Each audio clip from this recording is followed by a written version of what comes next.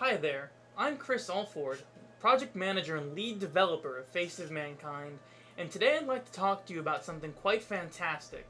If you have been following the developer blogs, you'll know that we're currently redesigning the game, but for those of you that don't, we're going to be going over a recap of everything that's been completed so far and what we're working towards.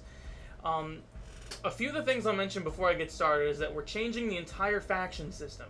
It's not going to be limited to 8 factions anymore. Players will be able to create their own factions, which can die, grow, anything you want. And we're changing the economy too, so mining and production is going to be more interactive and more diverse. And just the goal is to be more fun, really, the whole game. But I'm going to get started with the mining and production system, and then we'll move on to the faction system and see what we have to show you. The foundation of any good sandbox game is a strong economy. There needs to be a crafting system that is both engaging and interesting for players to play with. It needs to promote conflict while rewarding those that invest the most time into it. In the past, you would mine rocks from terminals, but now you're going to be mining rocks using a manual mining system. This is done using mining tools, shooting rock surfaces, and mineral scanners that can actually see the contents of a mineral vein. Different locations and colonies have different mineral veins that will give different minerals of different yields. And in doing this, it makes it so that if you wander around the colony aimlessly shooting rocks, you're not going to get very much, but if you devote the time necessary to track down the best deposits, you're going to benefit quite a bit. The other side of this is the revision of death consequences. On death, you will now drop every single item on your person. This means that every single medical item, weapon, armor, everything you have that is not bound will fall to the ground when you die. Cloning itself has been changed to provide a different type of penalty to death. Rather than quickly cloning and being able to get right back into the action, there's going to be a scaling timer based on the number of times you've died recently. This timer can be bypassed, of course, through a nominal credit fee, but those are credits that you may want to spend replacing the gear that you just lost.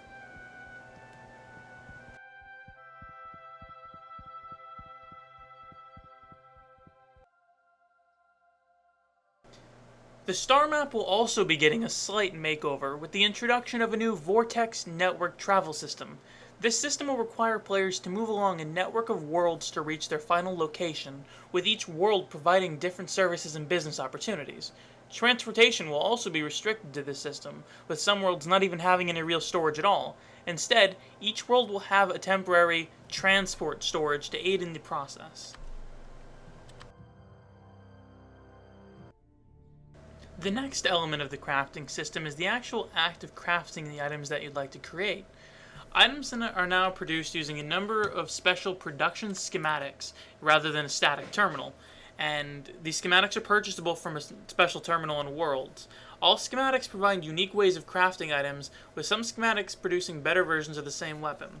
You first start by selecting the schematic that you'd like to make. Now our end goal is going to be a Xanathid influx, but first we're going to need to make some conductors. So, as you can see here, you just drag and drop the ingredients into the interface, and it will give you a preview. Some schematics allow for special production mods. Mods can speed up the process, enhance the item in some way, or various other things. You just enter the quantity and start production task.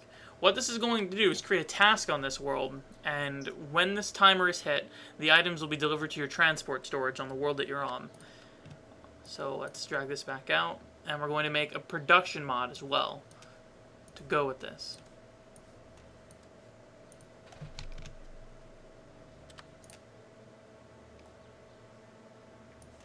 Alright, now, while that's running, I'd like to show you the faction manager now. Since Face of Mankind's creation, the game has always been hard-coded to 8 factions, and although this provides a firm amount of control over the game world, it creates an environment void of dynamic content and causes stagnation of conflict due to the fact that no faction ever actually dies. So the first thing that we decided we needed to do in this milestone was create an open faction system. Creating a faction is actually rather simple right now, and although the process will change, overall, it's just going to be as easy as typing in the name of your faction, a message if you'd like one, and hitting Create Faction. What this does is make something called a pending faction. And a pending faction doesn't have all the features of a real faction, but it does allow you to invite other members to it. When you reach the number of members you need to create the faction, you can actually found it into a real faction, and this will turn it into the faction manager window. From here you can manage every single aspect of your faction, and I'm going to go over this with you right now. The first thing I'll start with is the new emblem editor. Through this interface, you're able to create emblems that can represent your faction the way you want it to. I'm going to go ahead and quickly create an emblem here just to show you how it works. I will note, by the way, that these circles are not what we're going to have in the final game. We can add as many new and unique things as we want to it, and we're going to do so.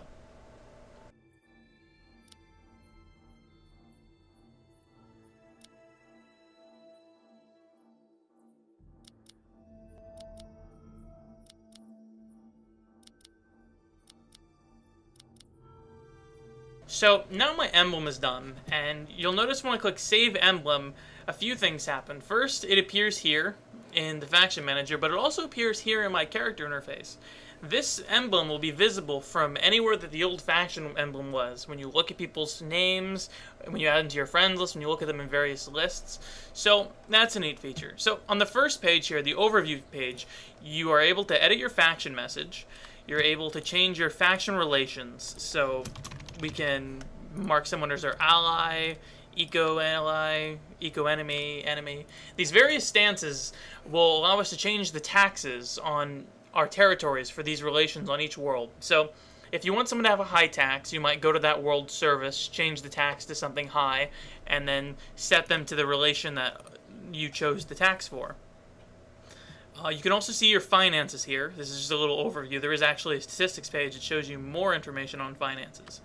So on the members page, you get your standard member list, membership blacklist, which basically, if you reject an application and choose to blacklist them or remove them and blacklist them, they can't be invited or apply to your faction until removed from the blacklist. It's just a nice way to get rid of spam.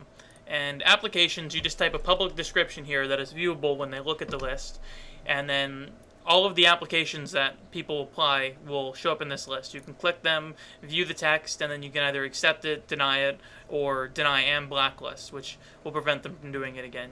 And you can also invite your members from this page.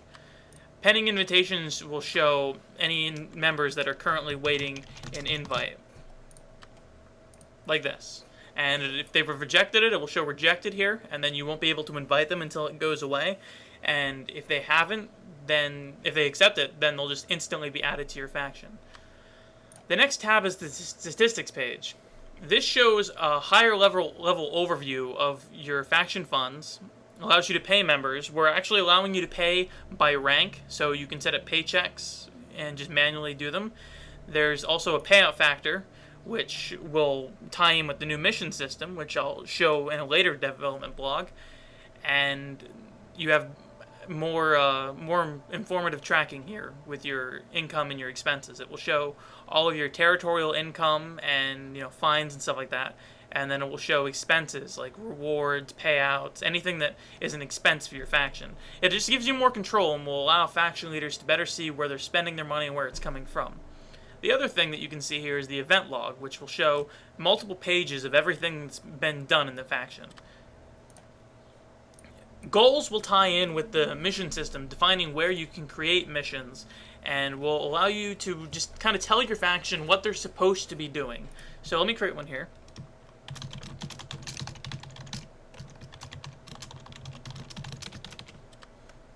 And set the priority. A military goal will be a military takeover goal for the territories.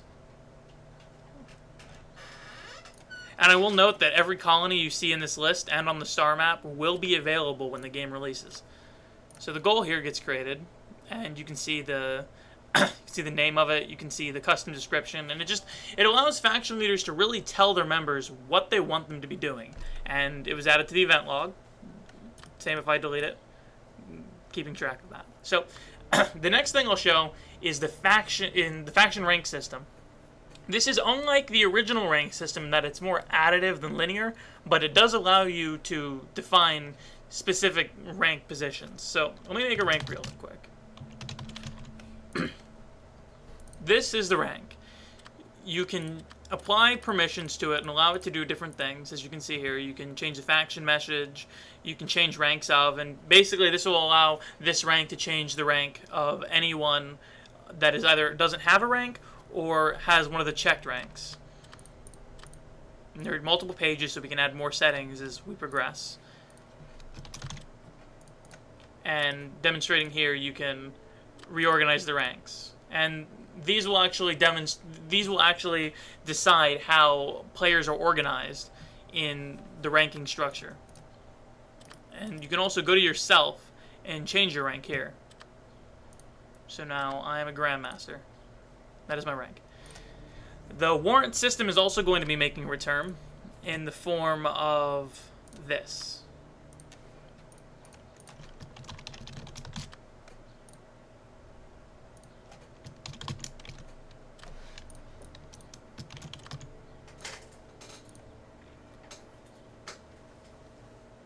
Now you'll be able to see the name of the faction if they're in one, their faction emblem if they have one, the reason, the issuer, the date it ends. Now, I'm going to put a warrant on myself real quick to show you what it looks like when there's information there.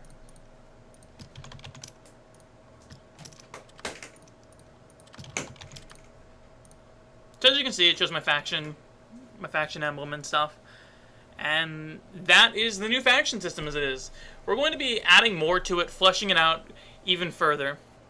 And they're going to be able to own territories in the world. Territories are going to be defined by services that in the game world, such as terminals, markets, storages. Anything that you spend money at can be owned by a faction. And those factions can apply a tax to it. The taxes will allow them to gain income. Territory warfare will be pretty simple itself. Basically, you're just going to have to capture, after placing a military goal, that is, you're going to have to capture a specific control point and hold on to it to initiate, your intent to take over. And after enough time has passed and you've gained enough influence over the territory, it will initiate a takeover battle in which the victor will end up holding the colony. This is just a small taste of what we want factions to be capable of by the time we're done. As time moves on, a plethora of new tools and features will be added to flesh out the entire system. Better metrics, more territories, new worlds, and so much more. By now, my production process should be done, so let's go ahead and use the items that we just created to create the Xanathid that I originally intended on making. We'll get the schematic for the Xanathid. We'll add the conductors. We'll add the bauxite, and as you can see, a preview pops up here. And now, there's something unique about this schematic. Certain schematics will allow you to also adjust balance of the item. You can sacrifice recoil, damage, this is just an example. And adding production mods can add even more of an advantage to them.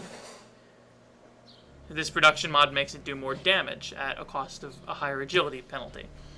So, I really want a powerful gun, so I'm just going to sacrifice some bad recoil for a better gun. I'll go ahead and create it and put it here. And when this is done, I'll have this brand new Xanathid. The ultimate goal of this system is to create a diversity previously unseen in the economy and reward those who dedicate their time to one specialization. The best items in the game will take the most time, use the most schematics, and the rarest minerals. Now, the important thing to consider too is that when you die, you drop all of this on death. That is a universal balancing factor.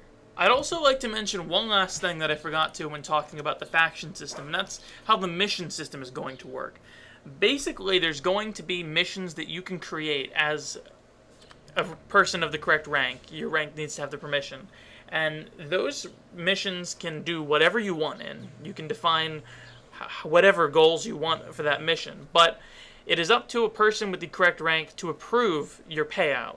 If your mission is not approved, then you won't get any reward for actually doing the mission. It gives some oversight to the leaders and allows them to better control how they want their faction to operate. The last territory that I'm going to show you is the storage territory. As you can see here, there's a temporary storage contents area. What this means is that every world will have a section of temporary storage. As I mentioned before, not every world will have real storage, but you still need a way to transport items around the world, and this is the solution. Any items put in this transport storage will be deleted after a certain amount of time, but until then, you are able to use it as a buffer zone between worlds. So, as you can see, we've made a lot of progress so far. We've completed so many things, and we have left to do the territories, the territory control system, some stuff with aliens. We'd like to do apartment theft mechanics as well. But just a bunch of things. And we're also going to be doing a Kickstarter campaign to help fund all of this. We're going to be giving away rewards like boxed copies of the game, in-game items, just some cool perks like that. And the ultimate goal will be to make the greatest face of mankind possible. We all started out as players, and all we've ever wanted is to make this game into what could be considered the ideal FoM. A game that is fun, engaging, player-driven, just the ultimate sandbox, and we can't do it without the support of the players, and I wouldn't want to do it without the support of the players. So, the ultimate question for all of you is, how will you shape the face of mankind?